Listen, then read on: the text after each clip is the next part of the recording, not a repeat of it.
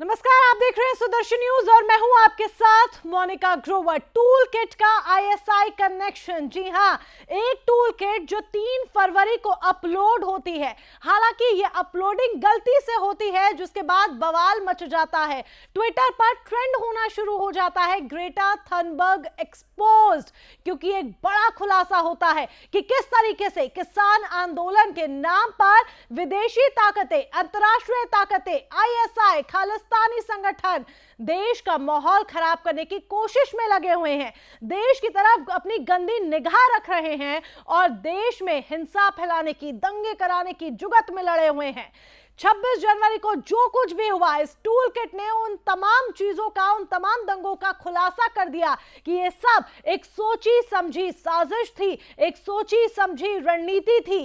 अब जब पकड़ में आ गए हैं तो अब बचकर जाएंगे कहां और अब इन्हें बचाएगा कौन, क्योंकि इनका खुलासा हो गया है। पहले एक रिपोर्ट देखिए, पूरे मामले को अच्छी तरीके से समझिए, फिर आगे इस पर हम चर्चा करेंगे और बात करेंगे टूल किट के आईएसआई कनेक्शन पर।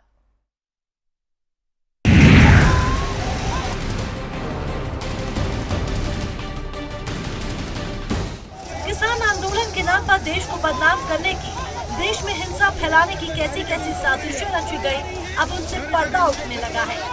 टूल किट मामले में दिशा की गिरफ्तारी के बाद से लगातार कई खुलासे दिल्ली पुलिस कर रही है।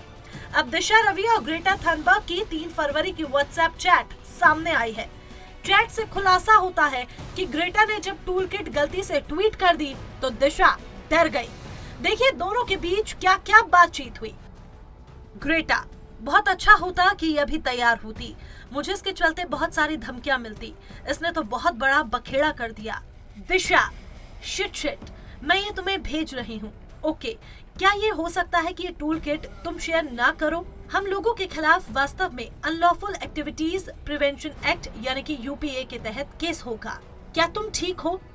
ग्रेटा: मुझे कुछ लिखना चाहिए। दिशा: क्या तुम मुझे 5 मिनट दे सकती हो? मैं वकीलों से बात कर रही हूँ। ग्रेटा: कभी कभी नफरत के ऐसे तूफान आते हैं और ये बहुत भयानक होते हैं। दिशा: मैं माफी मांगती हूँ, हम सब परेशान हो रहे हैं क्योंकि यहाँ हालात बहुत खराब होते जा रहे हैं। हम ये निश्चित करेंगे कि इस मामले में तुम्हारा नाम ना आए। हमें अभी सभी सोशल मीडिया अकाउंट डिलीट करने होंगे। दूसरी तरफ पुलिस लगातार टूल किट बनाने के फरार आरोपी शांतनु मुलुक की तलाश में जुटी है।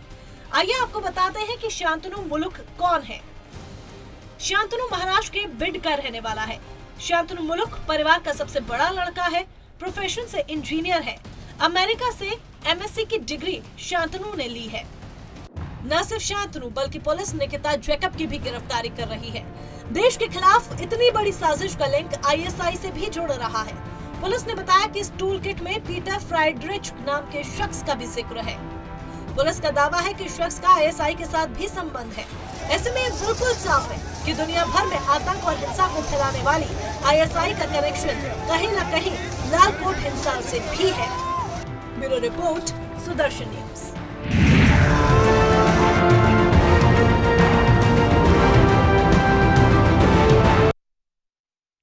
सवाल लेकिन यहाँ पर यह भी अहम उठता है कि आखिर इन मोहरों के पीछे का सरगना कौन है? कौन है वो मुखिया, कौन है वो सरगना जो देश का, राष्ट्र का माहौल खराब करने की कोशिश कर रहा है, देश को बदनाम करने की कोशिश कर रहा है? इस आईएसआई कनेक्शन पे और इन तमाम सवालों का जवाब हम लेंगे, खास चर्चा हम करेंगे और चर्चा में हमारे साथ हमारे मेहमान भी जुड़ चुके हैं। उनका परिचय पहले आपसे करा देते हैं। हमारे साथ अजय अरोड़ा जी हैं, कांग्रेस के नेता हैं। हमारे साथ गुलरेज शेख जी हैं, बीजेपी के नेता हैं और हरिभाई पटेल जी हैं, राष्ट्रीय प्रवक्ता है किसान एकता संघ के। आप सभी खास मेहमानों का बहुत बहुत स्वागत है। सबसे पहले गुलरेज जी आपके पास आना चाहूंगी। अब खुलासे हो गए हैं, अब एक्सपोज हो गए हैं वो लोग जो कुछ एक तरफ जहां 3 फरवरी को ये ट्रेंड कर रहा था कि ग्रेटा थनबर्ग एक्सपोज्ड, लेकिन कुछ लोग थे जो इनकी पैरवी कर रहे थे, इन्हें बचाने की कोशिश कर रहे थे। कोई इन्हें मासूम कह रहा था तो कोई कह रहा था कि इनके ऊपर क्यों उंगली उठा रहे हो। अब वो लोग क्या करेंगे, कैसे इन्हें बचाएंगे? अब तो सब कुछ एक्सपोज हो गया। बहुत कुछ एक्सपोज हुआ है मैडम।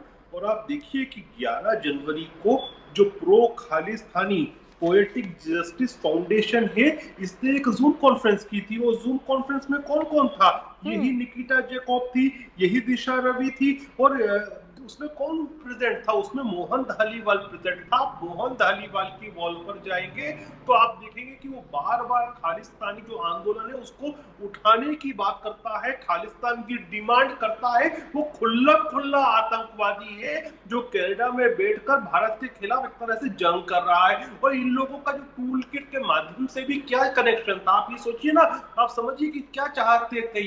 ये चाहते थे कि सड़कों पे दंगा हो, ये भारत के खिलाफ इकोनॉमिक वॉर वेज करना चाहते थे, कल्चरल वॉर वेज करना चाहते थे, भारत की छवि खराब करना चाहते थे। और ये लोग तो चाह रहे थे ना कि 26 जनवरी से पहले ट्विटर स्ट्रॉम आए, हैशटैग स्ट्रॉम आए, सोशल मीडिया पे वातावरण भारत के विरोध में हो और फिजिकल एक्टिविटी 26 जनवरी को दिखे, जो बहुत हद तक ये उसमें कामयाब भी हुए। अब उसके बाद इन लोगों की जब गिरफ्तारी होती है मोनिका, वो जो लोग उनके फेवर में आते हैं तो धिक्कार है ऐसे लोगों को। मैं तो कहता हूं उन लोगों को फिर कहीं और चले जाना चाहिए, वो खुल के भारत का विरोध करना चाहिए ताकि हम भी उनसे भारत के विरोधियों के साथ अच्छी तरह से निपटे, जो हमारी शैली है उसमें निपटे। अब आप देखिए कि जब मोहन धालीवाल जो पोएटिक जस्टिस फाउंडेशन चलाता है, जो कि प्रो खालिस्तानी आतंकवादी संगठन है, तो उसका डेफिनेटली कलेक्शन जो है वो आईएसआई से है, क्योंकि खालिस्तान की जो मांग, वो खालिस्तान का जो विचार है वो आईएसआई की उपज है। हमने पूरे 80s पूरे 90s में देखा किस प्रकार से आर्म्स एंड एम्यूनिशन आता था, किस प्रकार से ट्रेनिंग होती थी, किस प्रकार से ड्रग्स और फंडिंग आती थी, उसके पीछे आईएसआई थी। और अभी अभी भी आप देखिए ना कि पिछले कुछ समय में ड्रोन्स का उपयोग करके पंजाब के अंदर हथियार और ड्रग्स की सप्लाई करने की कोशिश आईएसआई कर रही है। अब मोहन धालीवाल को आप ये बोल सकते हैं कि कनाडा में बैठा जो गोपाल चावला है वहां पाकिस्तान में, जिससे सिद्धू जी गले में, जिसके साथ फोटो थी सिद्धू जी की, वह गोपाल चावला का एक समकक्ष है कनाडा में बैठा हुआ। तो ये सब आईएसआई के जाल हैं। आपको ये स्विट्जरलैंड में भी दिखेंगे कई बार, जो एंटी इंडिया रैली होती है यूएन के बाहर, वो कौन ऑर्गेनाइज करता है? उसमें पैसा और उसमें जो लोगों का बल होता है वो आईएसआई करती है। कनाडा में जो बैठे हैं वहां पे भी आईएसआई का है, ब्रिटेन में आईएसआई का है। तो आईएसआई चाहती है कैसे भी भारत को अशांत करे, यहाँ अलग अलग समुदायों के बीच में दंगा हो, भारत की छवि को नुकसान हो, वो किसी प्रकार से भी पंजाब जलना शुरू हो। और इस प्रकार के जो ये लोग हैं जिसको मैं कहता हूं कचरे हैं, ये आईएसआई और इस प्रकार के गोपाल चावला हुआ या मोहन धालीवाल हुआ, उनका समर्थन करते हैं। आप मुझसे पूछेंगे जो बार बार लोग कह रहे हैं कि 21 साल की बच्ची है, निहत्ती बच्ची है, ये क्यों कर रहे हैं? पहली बात तो 17 साल की धनु ने हमारे पूर्व प्रधानमंत्री राजीव गांधी की हत्या की थी, तो एज एक कोई फैक्टर नहीं होता है। उसकी उम्र तो 18 साल में वोटिंग का अधिकार मिल जाता है, समझ आ जाती है। तो 21 साल की लड़की बच्ची कैसे हो सकती है? थोड़ा मुझे कंप्लीट करने का, ये लोग क्यों जुड़ते हैं? आप देखिए कि ये जो भी एनवायरनमेंट के नाम पे जो एनजीओ चलाते हैं, आप एनजीओ की एक कार्यशैली होती है कि कल आपको लगता है कि एनवायरनमेंट के खराबी से 100 साल के बाद मानव सभ्यता खत्म हो सकती है, मानव मर सकता है, तो ये उसको सुपर हाइप करके बताएंगे कि 100 साल बाद की चीज को बताएंगे 5 साल बाद होने वाला है। तो इनको फंडिंग जनरेट होती है। अब फंडिंग जनरेशन के लिए इस प्रकार की हाइप क्रिएट करते हैं और विभिन्न जो बाहर की एजेंसी से के अंडर जो लोग काम करते हैं उनसे भी जुड़ जाते हैं। तो इसमें ये कनेक्शन को भी एक्सप्लोर करना होगा कि एनजीओ कनेक्शन क्या है और भारत की बाहर से जो फंडिंग आती है उसका कनेक्शन क्या है। बिल्कुल। अजय जी का मैं रुक करना चाहूंगी। अजय जी, जिस तरीके से गुलरेज जी ने भी एक बार फिर से कहा, निहत्ती बच्ची है, 21 साल की मासूम है, ये तमाम बातें कही जा रही थी। अब जब सब कुछ एक्सपोज हो गया है, तमाम खुलासे हो गए हैं, अब भी सरकार पर निशाना साधेंगे, क्योंकि और थोड़ा ये भी बोलना कि धनु भी जो थी वो भी 17 साल की बच्ची थी। धनु के बारे में क्या बोल रही थी? राजीव गांधी जी हमारे प्रधानमंत्री की हत्या की थी। अजय जी, अजय जी, अधिक गलती करेगा, अधिक जो बोलेगा मोनिका जी अधिक गलती करेगा। मुझसे पूर्व मेरे साथी ने बात की भारतीय जनता पार्टी के, इन्होंने 17 बार बोला खालिस्तानी। ये वही खालिस्तान की बात चली जब स्वर्गीय इंदिरा गांधी जी ने जब खालिस्तान का मुद्दा निकला उसे वहीं दबा दिया। अब ये इतनी सरकार कमजोर है केंद्र की कि खालिस्तान का नाम बार बार आने पड़ा। भारतीय जनता पार्टी ने अपने 9 मिनट की बात में 17 बार देखिए, मैं आपके बीच में नहीं बोला, अपनी बारी में बोलना, किसने बनाया था? आपको आपके मैं बीच में नहीं बोला, आप घबराओ मत। मैंने कहा ज्यादा गलती, जितना ज्यादा बोलोगे उतनी ज्यादा गलती करोगे आप। मैं इसलिए कह रहा चुप रहो। मैं ज्यादा बोलना नहीं चाहता हूं। मेरे बाद में बोलना। नहीं, मैं आपके बीच में नहीं बोला। अगर आप मेरे बीच में बोलोगे मैं आपको बोलने नहीं दूंगा। गुलरेज जी, मैं आपको बोलने नहीं दूंगा। मैं आपको बीच में बोलने की अनुमति नहीं दूंगा। मैं आपको बोलने नहीं दूंगा। गुलरेज जी, मैं आपको बोलने नहीं दूंगा। मैं अनुमति नहीं दूंगा बीच में बोलने की। मैं आपके बीच में नहीं बोला।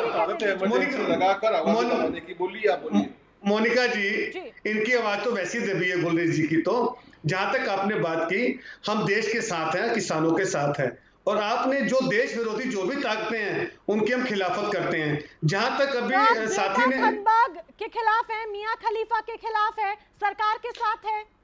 जो देश से गद्दारी की बात करेगा, चाहे गुलरेज खान क्यों ना हो, अगर गुलरेज जी भी देश के खिलाफ की बात करेंगे, खालिस्तान की वाह करेंगे, हम इनका भी खंडन करेंगे, इनका भी विरोध करेंगे। और सोनिया गांधी, गुलरेज जी पे बाद में जाइएगा ना। आपने कहा कि इंदिरा गांधी ने ही खालिस्तान का अंत किया था, उखाड़ कर फेंक दिया था, आप ही ने बात कही ना। तो आप ग्रेटा थनबर्ग के खिलाफ है, आप मियां खलीफा के खिलाफ है, आप रेहाना के खिलाफ है, सरकार का समर्थन करते हैं। हम सुनिए, जो खुलासे दिल्ली पुलिस एक के बाद एक कर रही है, उसमें दिल्ली पुलिस का साथ देते हैं।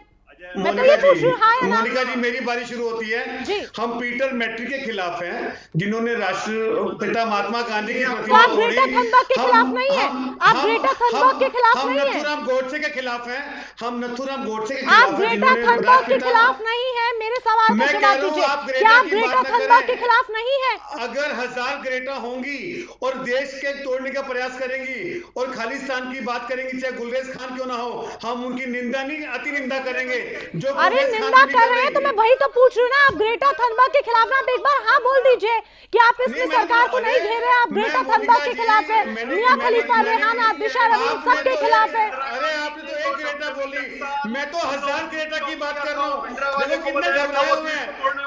आज भारतीय जनता पार्टी के प्रवक्ता, तो फिर क्यों पहले बोला जा रहा था कि 21 साल की मासूम है, निहत्थी है? तुरंत आप स्टेटमेंट चेंज करते हैं डे बाय डे, तुरंत स्टेटमेंट चेंज होती है डे बाय डे।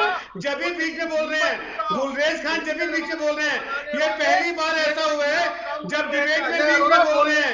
ये वही गुलरेज खान है जो चुप करके सुनते थे, आज ये बोल रहे हैं क्योंकि फंसे हुए हैं खालिस्तान के मुद्दे में। गुलरेज खान फंसे हुए हैं, इनकी सरकार फंसी हुई है खालिस्तान के मुद्दे पाकिस्तान। अरे आपकी तो हिम्मत ही नहीं है। 56 इंच का सीना, 28 इंच का सीन है। अरे 28 इंच का सीन है, 56 इंच का सीना नहीं है, 28 इंच का सीन है। अजय जी प्रॉपर आप जवाब दीजिएगा, ऐसे एक दूसरे की बात काटने से कुछ नहीं होगा। गुलरेज जी क्या कह रहे हैं सुन लेते हैं, फिर उनकी बात का जवाब दे दीजिएगा। आपने 28 इंच वाले ने चाइना के आगे से झुका दिया।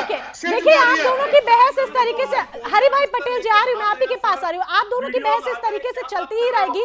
मैं अजय जी दोबारा से आपसे वही सवाल करूंगी, लेकिन पहले हरि भाई पटेल जी भी कुछ कहना चाहते हैं और मैं उनका भी रुख करना चाहूंगी। हरि भाई पटेल जी, लगातार कहा जा रहा था कि किसान आंदोलन के नाम पर देश को बदनाम करने की कोशिश की जा रही है। मत कीजिए, 26 जनवरी को ट्रैक्टर परेड मत निकालिए, कुछ हो सकता है, कुछ हो सकता है। देख रहे हैं आप, पूरा प्लान पहले से तैयार किया गया था। टूल किट पूरी जो रिलीज हुई है, एक्सपोज हुई है, यानी कि किसान आंदोलन को एक टूल बनाया गया। अब भी आप लोग नहीं समझ रहे हैं, 84 दिन हो चुके, होने को आ रहे हैं लगभग, आंदोलन अभी भी जारी है और लगातार किसान आंदोलन को मोहरा बनाया जा रहा है। मोनिका जी, ये जो आंदोलन है इसमें बीजेपी की साजिश थी, और जो 26 जनवरी के परेड की बात है, हम लोग जो 26 जनवरी को परेड किए हैं वो किसानों ने किया है, और इसके पीछे जो साजिश है वो टोटल भारतीय जनता पार्टी की साजिश है। साजिश के तहत इस आंदोलन को बदनाम किया गया है। को घुसा दिया, आप क्या बात करें? बीजेपी ने बिल्कुल बीजेपी क्या कर सकती है? कर्तव्य बनता है। सुनिए हरि पटेल जी, सरकार चाहे कांग्रेस की हो, सरकार चाहे बीजेपी की हो, चाहे सरकार किसी भी अन्य पार्टी की हो, सरकार देश का माहौल कभी खराब नहीं करती। एक मिनट एक एक करके जरूरी होता है। मोनिका, देखिए हम ये कहते हैं कि आज की तारीख में ये जो किसान का मुद्दा है, इसके लिए अगर किसानों ने ये बात नहीं कही कि हमें बिल की जरूरत है, फिर बिल क्यों लाया गया? नरेंद्र मोदी साहब ने जो बिल पेश किया है उस पर स्वयं बात क्यों नहीं किया? उन्होंने अपने सब ऑर्डिनेट से क्यों बात किया? सब ऑर्डिनेट से बात क्यों? क्योंकि मोदी जी हर बार मुकरे हैं और इस बार भी मुकर जाएंगे। वो तोमर साहब को आगे करके बाद में ये बोल देंगे कि मैंने तो कहा ही नहीं था, ये तो तोमर साहब ने बात किया था। नरेंद्र मोदी जी लगातार अपने 6-7 वर्षों में बार बार मुकरते रहे हैं, हर सवाल पे मुकरते रहे हैं, वो मुकरेंगे। इसलिए हम सारे किसान मानने को तैयार नहीं हैं। हम बिल वापस कराने के बाद ही घर लौटेंगे, हमें चाहे 1 साल लड़ना पड़े। हो रहा है ये देख रहे हैं। हम ये अगर आप सिर्फ बिल पर अड़े हुए हैं, इसका जिम्मेदार अगर कानून व्यवस्था। एक सवाल का जवाब दीजिए, अगर आप अपने बिल पर अड़े हुए हैं तो एक बार खालिस्तान मुर्दाबाद का नारा लगा दीजिए मेरे लिए, देश के तमाम लोगों के लिए, देश के 135 करोड़ जनता के लिए, देश की संप्रभुता के लिए, देश की अखंडता के लिए। एक बार खालिस्तान मुर्दाबाद का आप नारा लगा दीजिए। खालिस्तान का मुर्दाबाद का नारा लगाते रहे। किसान को खालिस्तान, पाकिस्तान, बीजेपी के जो शब्द हैं, हिंदू मुसलमान, खालिस्तान, पाकिस्तान के जो शब्द हैं, इस शब्द में देश को फंसा रहे हैं। ये फंसाते हैं। हम इसमें नहीं फंसना चाहते। हम अपने अधिकारों के लिए लड़ रहे हैं। हम अपने अधिकारों के लिए लड़ रहे हैं। हम अपने अधिकारों के लिए लड़ेंगे। हम देश की अखंडता के लिए लड़ेंगे। अगर कानून व्यवस्था फेल होती है तो ये बीजेपी की जिम्मेदारी है। ये कानून व्यवस्था फेल होती है, लड़िए ना मोनिका जी। अगर कानून व्यवस्था फेल होती है तो बीजेपी की जिम्मेदारी है। बीजेपी के अमित शाह जी क्या कर रहे हैं? कानून व्यवस्था कैसे फेल होती है, इसके जिम्मेदार कौन है? अगर कानून व्यवस्था फेल होती है तो गृह मंत्री को। सुन लीजिए, आप एक बार नारा लगा दीजिए। नारे लगाए जाते हैं उसकी बात मत कीजिए, एक बार नारा लगा दीजिए। एक बार नहीं, बार बार कहें खालिस्तान मुर्दाबाद, बार बार हम कहें खालिस्तान मुर्दाबाद, बार बार कहेंगे। लेकिन अगर कानून व्यवस्था अगर कह रहे हैं खालिस्तान मुर्दाबाद कह रहे हैं, लेकिन यहाँ लेकिन भी है कि अगर कानून व्यवस्था फेल होती है तो इसके लिए अमित शाह जिम्मेदार हैं। अमित शाह जी को इस सवाल पर जवाब देना चाहिए देश के लोगों को कि हम फेल हुए हैं। जवाब लेंगे, जवाब वो दे रहे हैं तभी ये सब एक्सपोज हो रहा है। अगर वो जवाब नहीं देते तो ये एक्सपोज नहीं हो पाता ना। अरे भाई अच्छी तरह से बोलिए ना, गिरफ्तारियां हो रही है ना, आगे भी गिरफ्तारियां हो रही है ना, इतने सब कुछ खुलासे हुए हैं, सरकार ही तो जवाब दे रही है। मोनिका जी गिरफ्तारियां हो रही हैं। मैं आपसे पूछूंगा, सिद्धू जी 7 रेस कोर्स कैसे पहुंच गए? सिद्धू जी 7 रेस कोर्स कैसे पहुंच गए मोदी जी के पास? कैसे पहुंच गए? इसका जवाब दीजिए।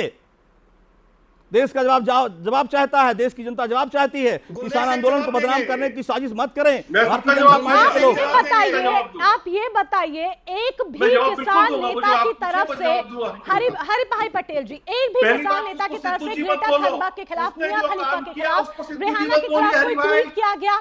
आप ये मत कहिएगा, सुनिए, ये मत कहिएगा कि हम ट्वीट करना नहीं जानते हैं। आपके तमाम बड़े नेता, वरिष्ठ नेता ट्विटर बहुत खेलते हैं। मोनिका जी, हम लोग देश के अन्नदाता हैं, हम अपनी मांगों के लेके बैठे हुए हैं। ये जो भी विवाद है ये राजनीतिक है। हम इस पर सवाल पर हम राजनीति नहीं चाहते। हम किसान के सवाल पर राजनीति नहीं चाहते। हम कांग्रेस पार्टी किसी भी पार्टी के समर्थन नहीं करते। हम राजनीति नहीं चाहते। हम इस पे अपनी कृषि नीति चाहते हैं। हम चाहते हैं मोदी जी सामने आए, मोदी जी सामने आए। सुन लीजिए, राजनीति हो रही है, आपके खुद ही बड़े नेता राजनीति कर रहे हैं। राकेश टिकैत से सवाल पूछा जाता है, राजनीति नहीं होना चाहिए। भारतीय जनता पार्टी राजनीति कर रही है। मोनिका ठीक बोल रही हो, भारतीय जनता पार्टी राजनीति कर रही है। आप बिल्कुल ठीक बोल रही हो मोनिका, भारतीय जनता पार्टी राजनीति कर रही है, ठीक बोल रही हो। कांग्रेस राजनीति नहीं कर रही है। आप ये बताइए अजय जी, कांग्रेस राजनीति नहीं कर रही है। अच्छा, प्रियंका गांधी क्यों पैरवी कर रही है दिशा रवि की? आपकी नेता क्यों पैरवी कर रही है दिशा रवि की? मुझे ये बता दीजिए। बोलिए गुलरेज खान, खालिस्तान मुर्दाबाद है, खालिस्तान मुर्दाबाद होने वाला नहीं है, बनना ही नहीं है, बनना ही है। दूसरी बात बोलिए, भारतीय जनता पार्टी सवाल किया जाता है, आप बार-बार मुद्दे को घुमा दे रहे हैं। बोलो मेरे पीछे, नरेंद्र मोदी जी देश के सामने आके क्यों नहीं कहते? नरेंद्र मोदी जी देश के सामने आके क्यों नहीं कहते इस बिल में क्या गलत है, क्या सही है, इसमें क्या है, उसको एक्सपोज क्यों नहीं करते?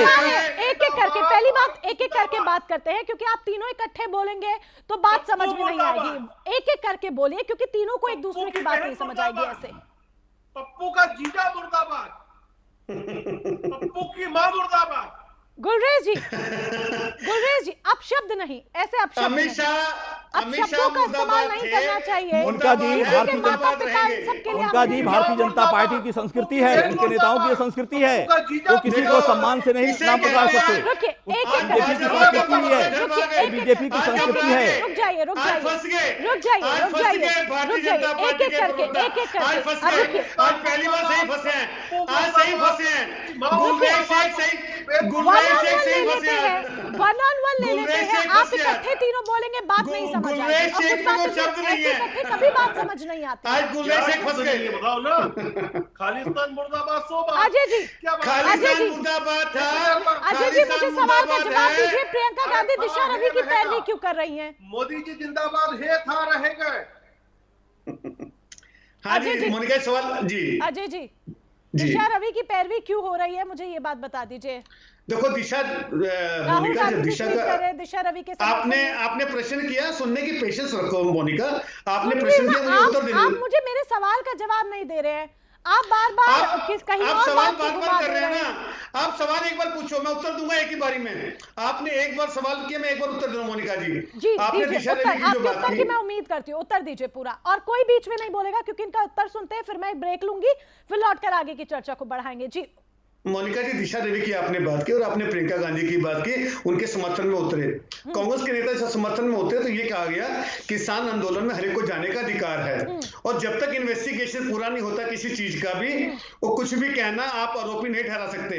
अभी भी SIT अभी कमीशन ये डालेंगे भी, देखना। भारतीय जनता पार्टी के साथी बोलेंगे टीम तैयार हो गई, और अभी तक देश विरोधी जो भी फैसले आए हैं उसका रिजल्ट पता क्या है? 0.1%। आज तक कौन सा साबित हुआ है? ये मैं रेशो बता रहा हूं, 0.1%। ये छोटी रेशो नहीं है। और जहां तक आपने बात की, जो देश में गद्दारी की बात करेगा मोनिका जी, चाहे गुलरेज शेख हो, चाहे पीटर पैट्रिक हो, चाहे नथुराम गोडसे हो, जो देश विरोधी होंगे, चाहे नथुराम गोडसे की पार्टी से आते हो, उनकी हम खिलाफत करेंगे। और किसानों के साथ हैं। किसानों का आंदोलन बिल्कुल ठीक से चल रहा था। आप क्या कर रहे हैं, क्या नहीं कर रहे हैं? मैं फिर वही कह रही हूँ ना, पैरवी क्यों कर रहे हैं ये बता दीजिए। मेरे प्रश्न का उत्तर मिल गया ना आपको? मेरे नहीं मिला मुझे, सही मैं सेटिस्फाई नहीं हूं, मुझे नहीं मिला। मैं तो आपको सेटिस्फाई कैसे करूं?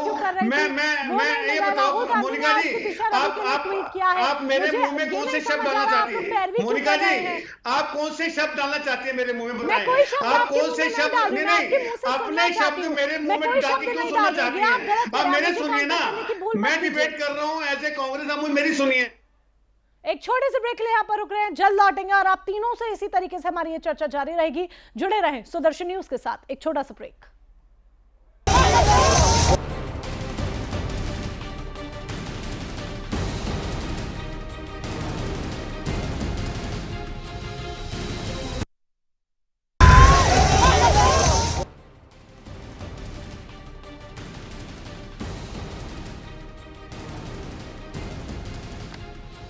बात करें हम टूल किट के ISI कनेक्शन पर। राहुल गांधी हो, प्रियंका गांधी हो, अरविंद केजरीवाल हो, दिशा रवि की रिहाई की मांग कर रहे हैं, दिशा रवि की पैरवी कर रहे हैं। वो दिशा रवि जिसकी ग्रेटा थनबर्ग के साथ एक चैट वायरल हो रही है, जिसमें वो ग्रेटा थनबर्ग को बकायदा उसकी गलती बता रही है। ग्रेटा थनबर्ग गलती करती है, बावजूद उसके दिशा रवि कहती है कि 5 मिनट का समय दो, मैं वकील से बात कर रही हूं, रुक जाओ, मैं तुम्हारे ऊपर आंच नहीं आने दूंगी। और बावजूद इसके विपक्ष लगातार दिशा रवि की रिहाई की मांग कर रहा है। बड़ा सवाल यहां पर यह भी खड़ा हो जाता है कि आखिर एंटी इंडिया गैंग के साथ क्यों रिहाई की मांग हो रही है? अगर एंटी इंडिया गैंग सामने आ रहा है तो फिर उसकी रिहाई की मांग क्यों?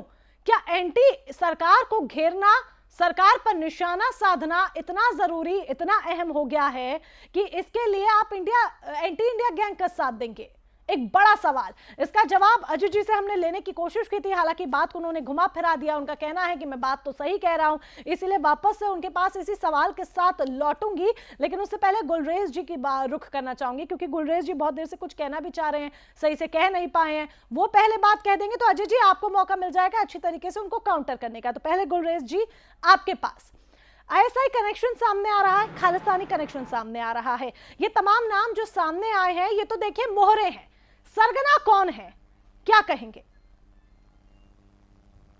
कौन हो सकता है? ये सही मोहरा नहीं है, देखिए आईएसआई जो है वही इनकी जो स्ट्रिंग्स पुल करती है वह काम आईएसआई करती है। और ये सारे मोहरे हैं जिसमें मोहन धालीवाल हुआ, हो सकता है कुछ दिनों बाद गोपाल चावला का भी कहीं ना कहीं आपको मालूम पड़े, दिशा रवि हुई, वो जैकॉब लड़की हुई, ये सब जो है ये मोहरे हैं। आईएसआई जो है वह मेन स्ट्रिंग्स को पुल करने वाला एलिमेंट है। और आप देखिए, आप कल तक जो बहुत सारी बातें चल रही थी कि बेचारी बच्ची को जो गिरफ्तार किया और उसके पास काउंसिल भी नहीं था कि मजिस्ट्रेट के सामने पेश हुआ, आज सब चीजें सामने आई कि बेचारी बच्ची को इस तरह से कोई गिरफ्तार नहीं किया, उसके माँ बाप की प्रेजेंस में किया है, माँ ने हस्ताक्षर किया है, उसका जो काउंसिल था, उसका जो वकील था वो मजिस्ट्रेट के सामने था, बाकायदा कोर्ट न्यायिक परिसर के प्रक्रिया के माध्यम से उसको 5 दिन की रिमांड पे लिया गया है। 7 दिन की रिमांड मांगी थी, कस्टडी मांगी थी पुलिस ने और कोर्ट ने 5 दिन की दी है। तो एक न्यायिक प्रक्रिया चल रही है। लेकिन आप ये भी समझिए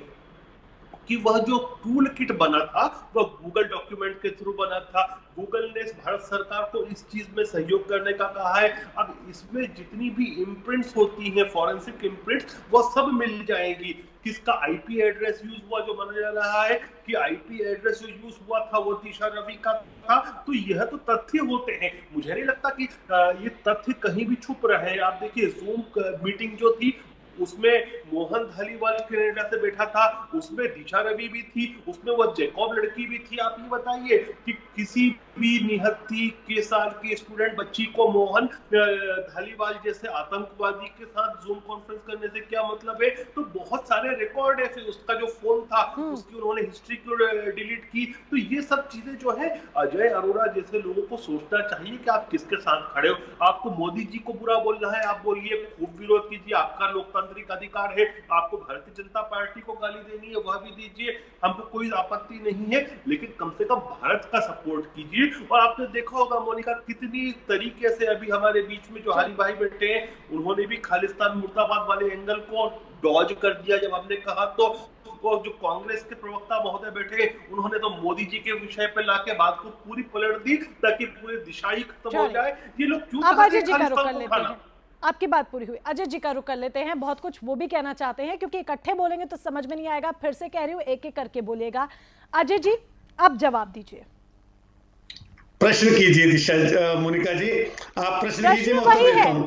अभी भी मैंने ब्रेक के दौरान एक बार फिर से, अगर आप चाहे तो मैं राहुल गांधी और प्रियंका गांधी का ट्वीट आपको पढ़ के सुना सकती हूँ। क्यों दिशा रवि को निहत्था कहा जा रहा है? आप सोच रहे हैं, एक जूम मीटिंग होती है जिसमें यह डिसाइड हो रहा है कि 26 तारीख को कैसे दंगे करने हैं, कैसे हिंसा फैलानी है, देश का माहौल कैसे खराब करना है, इन सब के बारे में डिस्कशन हो रहा है। और उसके लिए आपको वो सीरियस मैटर नहीं लग रहा है? सर आप विपक्ष है, मैं ये नहीं कह रही आप विरोध मत कीजिए, आपको जो कहना है कहिए, आप गुलरेज जी को कहिए, आप मोदी जी को कहिए, आप अमित शाह जी को कहिए। आप विपक्ष है, विपक्ष का काम है कहना, निशाना साधना विपक्ष का काम है। लेकिन इसका मतलब ये तो नहीं ना कि भारत विरोधी ताकतों के बारे में आप ट्वीट करें कि उनकी रिहाई कीजिए। मोनिका जी हो गया खत्म आपका? मेरी बारी। बिल्कुल बिल्कुल, अब मैं आपके उत्तर की उम्मीद करती हूँ। बिल्कुल बिल्कुल बिल्कुल मोनिका जी, जिस प्रकार से हरि भाई ने बात रखी, किसानों के आंदोलन की बात की, हम किसानों के साथ हैं। पहली बात सुनते चलिए, आपने 26 जनवरी की बात की, अभी आपने पहले प्रश्न में 26 जनवरी की बात नहीं की। किसानों का आंदोलन पुलिस की उपस्थिति में, पुलिस से मीटिंग तय करके 37 नॉर्म्स बने थे, किस प्रकार से रूट तय हुआ था। अगर रूट के अलावा मोनिका जी, अगर लाल किले पे भारत की ऐतिहासिक जगह पर राष्ट्रीय ध्वज का अपमान होता है, उसकी जिम्मेदारी किसकी है? मोनिका जी मैं आपसे प्रश्न नहीं करना, आपसे पूछना चाहता हूं, आप बुद्धिजीवी प्रवक्ता हैं, पूरी एंकर हैं आप, कि अगर एक second please make your words correct. Ajay Arora ji, ये फंबल मत कीजिए और इस तरीके से मत बोलिए कि आप प्रवक्ता हैं फिर आप बोल रहे हैं कि आप एंकर हैं। प्लीज मैंने संशोधन कर दिया। नहीं आप उसके लिए फिर आप फंबल अगर आपने किया है, आपने संशोधन किया है, अच्छी बात है। अगली बार से आप ये भी कोशिश मत कीजिएगा। आप अपनी बात पकड़े मत इसको, मैंने बाद में शुद्धिकरण कर दिया। बिल्कुल, ये शुद्धिकरण हमेशा ऐसे ही रहना चाहिए। तो आप प्रवक्ता की तरह बोल रही हैं। आप नहीं, मैं कोई प्रवक्ता की तरह नहीं बोल रही हूँ, क्योंकि मैं ये बार बार सुन चुकी हूँ। मैंने आपसे क्या कहा, मेरी बात सुन लीजिए। अजय जी बात सुन लीजिए, आपने संशोधन किया, अच्छी बात है, और मैं यही कह रही हूँ संशोधन बरकरार रहना चाहिए। संशोधन मैंने खुद ही कर दिया था। गुड, चाहती नहीं संशोधन, वेरी आप गुड। डिबेट मैं को आपके बढ़ाना एफर्ट्स चाहती की हैं, तारीफ नहीं, कर रही हूँ कि आपने तुरंत किया, लेकिन नहीं, आपके मन मोनिका में जी। भी वो बात नहीं आनी चाहिए कि आपके मुख से भी वो निकल रहा है, क्योंकि मैंने नहीं। आपसे सवाल किया तब भी मैंने आपको क्लियरली बोला, जहां आपकी बात ठीक होती है वहां ठीक मोनिका होती है, जी, मैंने क्लियरली बोला, मोनिका जी, आप निशाना मोनिका साधिए। जी, मुझे अब मैं आपसे आपके- जवाब की उम्मीद करती हूँ, अपनी बात कंटिन्यू करें, गुलरेज खान समय जी को कम आपकी है। आवश्यकता हो सकती है, मुझे आपकी आवश्यकता नहीं है सपोर्ट की, आप उन्हें सपोर्ट कीजिए। जहां तक मुझसे प्रश्न किए हैं, मैंने 26 जनवरी का उत्तर दे दिया कि इसके जिम्मेदारी सरकार थी। क्या भारत को का लगती गृह है मंत्रालय आप इतना गुलरेज जी, समय की कमी है, उनको जवाब पूरा करने दीजिए। हरिभाई पटेल जी के पास भी मैं मुझे नहीं जाना बोलने है। दूंगा, मैं गुलरेज शेख को नहीं बोलने दूंगा बीच गुलरेज में। जी, उनको मैं बात अनुमति पूरी नहीं करने दूंगा। दीजिए, समय की मैं कमी है इनके मेरे बीच में पास। नहीं जी बोला। ये कैसे बोल सकते हैं आप? इन्हें मना कीजिए मोनिका जी, जैसे गुलरेज आपने जी मुझे रुकिए, मना किया उनको था। बात पूरी करने दीजिए, रुकिए, पूरी बात करने दीजिए उनको। जी अजय जी, 26 जनवरी को कम मोनिका शब्दों में जी, जल्दी बात पूरी करें, आदरणीय- समय कम है।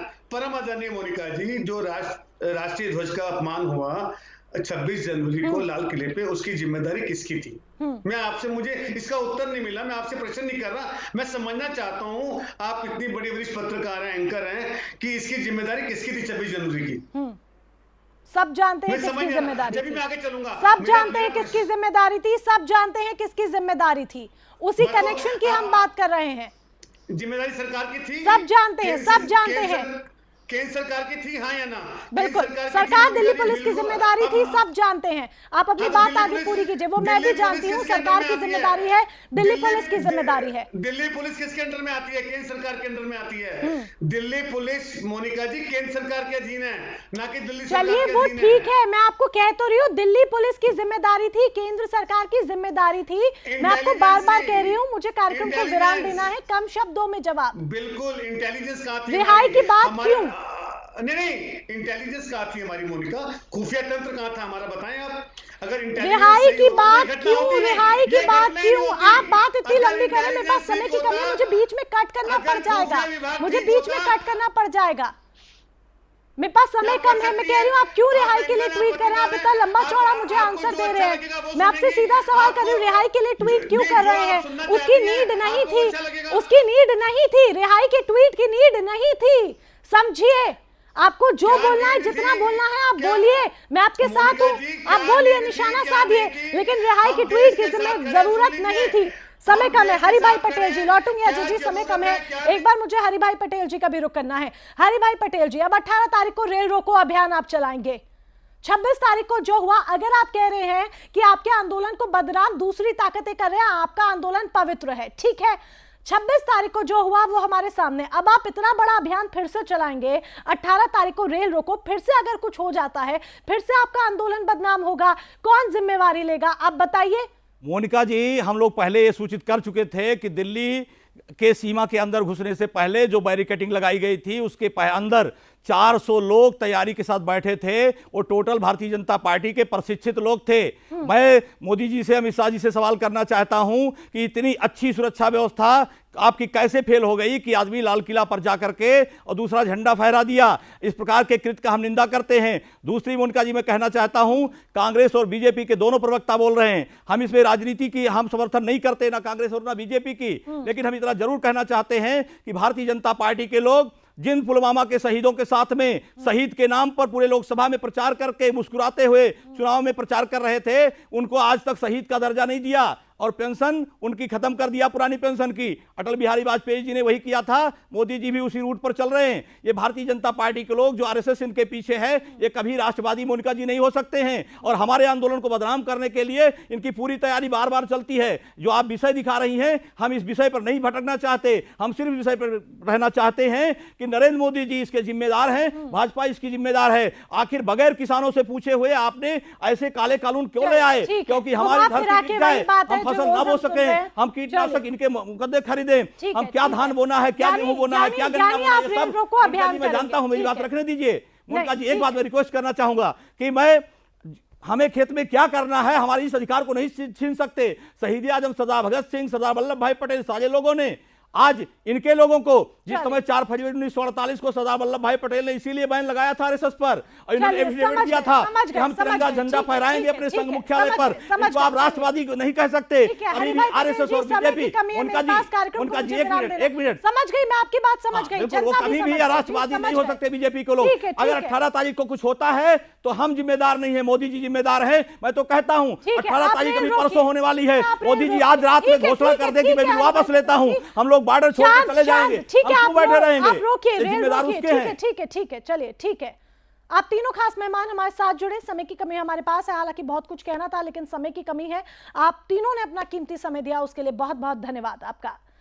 कौन राजनीति कर रहा है, कौन राजनीति नहीं कर रहा है, क्या हो रहा है, क्या नहीं हो रहा है, जनता खुद समझदार है। जनता एक एक चीज को देख रही है, परख रही है, समझ रही है।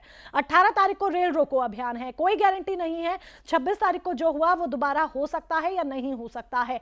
अब टूल किट का जिस तरीके से मामला सामने आया, टूल किट का जो ISI कनेक्शन सामने आया, उसके बाद ये बात तो पूरी तरीके से प्रूव हो चुकी है कि खालिस्तानी ताकतें, अंतर्राष्ट्रीय ताकतें देश का माहौल खराब करने की कोशिश में लगातार जुटी हुई हैं और देश की अखंडता को खराब करने की, अखंडता को तोड़ने की कोशिश लगातार कर रही है। ऐसे में बड़ा सवाल यहां पर यह भी खड़ा हो जाता है कि जो तमाम मोहरे सामने आए हैं, इनका सरगना कौन है और आखिर क्यों हर कोई सिर्फ और सिर्फ राजनीति करने में लगा हुआ है? क्या आज राजनीति इतनी बड़ी हो गई है कि देश की संप्रभुता, देश की अखंडता उसके आगे कुछ भी नहीं रह गई है? यह एक बड़ा सवाल है जिसके लिए चिंतन और मंथन करना बहुत ज्यादा जरूरी है। फिलहाल के लिए बस इतना ही। देश दुनिया की तमाम अहम खबरों के लिए आप देखते रहें सुदर्शन न्यूज। जय हिंद।